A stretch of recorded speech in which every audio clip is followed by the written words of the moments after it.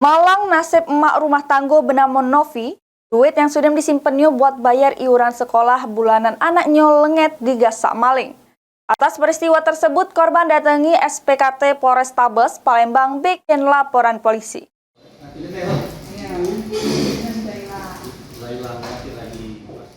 Emak rumah tangga bernama Novi Aryani ngalami nasib sial. Pasalnya pas lagi tetedok pules bersama laki serta anaknya, dak tahu rumahnya sudah dibobol maling. Kejadian dewek berada di Jalan Maijen Raya Kudu, Lorong Setia, Kelurahan 8 Ulu, Palembang. Kejadian ini dewek pertama kali ketahui oleh anak korban sekitar jam 4:30 subuh.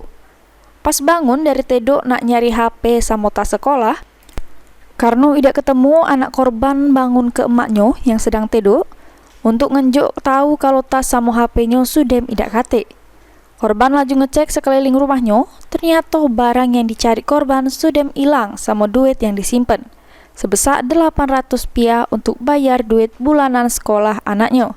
Menurut Novi pas ditanya, kalau pelaku masuk ke dalam rumahnya lewat dari pintu depan, dengan cara nyongkel salah sikok kaca yang ada di dekat pintu masuk. Novi juga jelas kalau yang nunggu rumah sebelumnya pernah juga kemalingan cak yang dirasuk ke sekarang. Anaknya bangun tidur, terus pas bangun dia tengok HP sama tas sekolahnya udah nggak ada.